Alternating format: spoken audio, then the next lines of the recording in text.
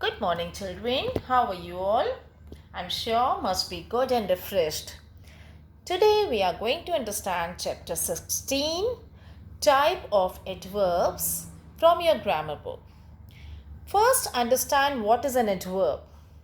An adverb describes a verb, an adjective or another adverb. It tells us how, where, when, how much and with what frequency. Okay, let me explain you in more simple language. It is a word that is used to change, modify or qualify several type of words including an adjective, a verb, a clause, another adverb or any other type of word or phrase with the exception of determinals and adjectives that directly modify nouns. A good way to understand adverb is to think about them as the words that provide context. Normally, we can spot an adverb by the fact that it often ends in ly, but there are lots of adverbs that don't end this way. Moreover, adverbs can be used in many combinations with each other. Let's have some sentence example to understand it. The dog ran excitedly. Now students, you can picture a dog running, wagging its tail. You can paint a much more interesting pictures in your head when you know how or why the dog is running. Let's take one more example. As just now I told you that adverbs are often formed by adding the letter ly to adjectives. That makes it very easy to identify adverb in the sentences. For example, the boy ran fastly. Fastly is an adverb. But there are many exceptions to this rule. Everywhere, nowhere and upstairs are few examples of it. Okay?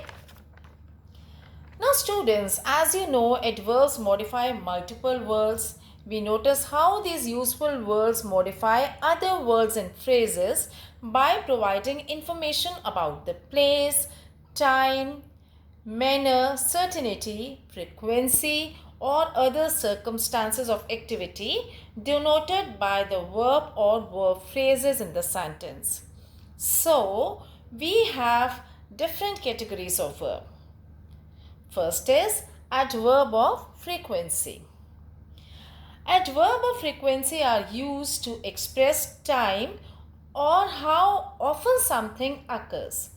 It can be split in two groups. The first, adverb of indefinite frequency. These are terms that have an unclear meaning as to how long or how often something occurs. These adverbs will usually be placed after the main verb or between the auxiliary verb and infinitive. Let's take some examples. The situation seems to change monthly. I will always laugh. I can normally make the shot. Okay?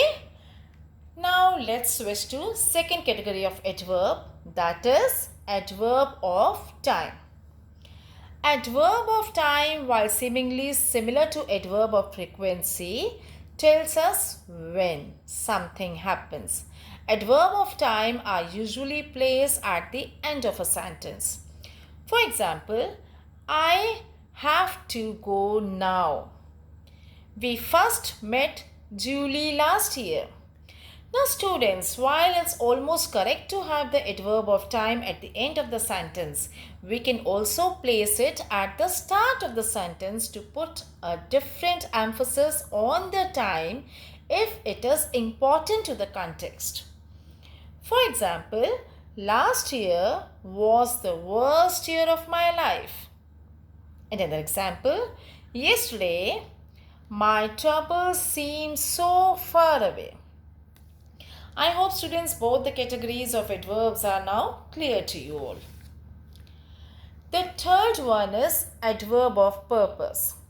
Adverb of purpose, sometimes also called adverb of reasons, help to describe why something happened. They can come in the form of individual words like so, since, thus, because, but also in the form of clauses, that is, so that, in order to, etc. Students, please note that adverb of purpose are used to connect sentences that would not make sense if they are formed alone. For example, I was sick, thus didn't go to work today. Because I was late, I jogged a little faster. Let's have one more example.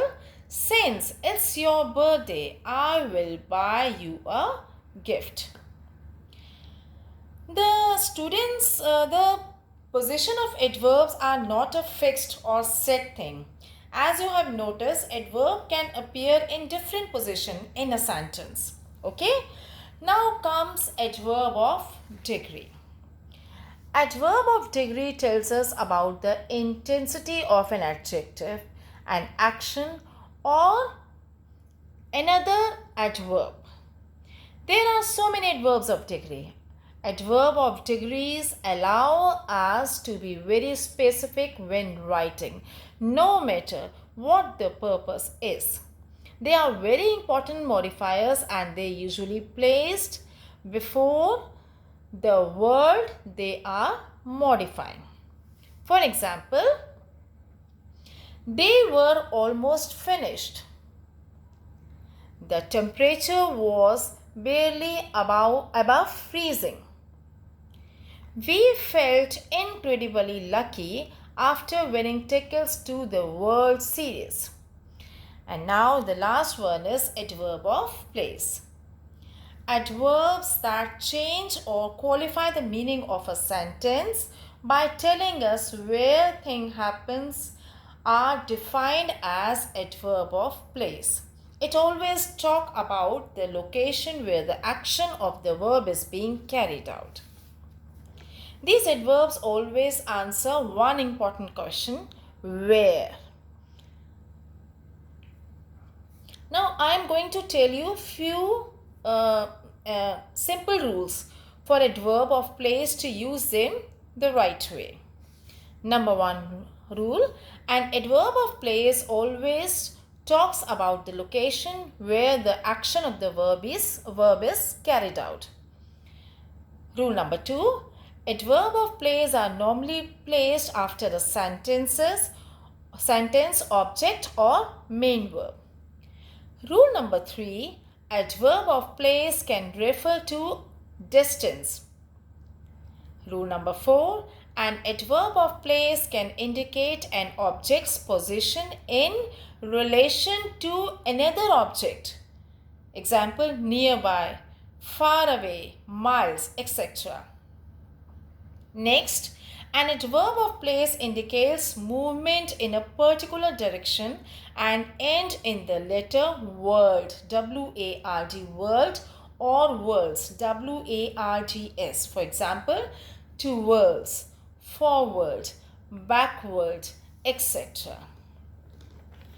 Let's once again take sentence example. Please bring the book here. My grandfather's house is nearby.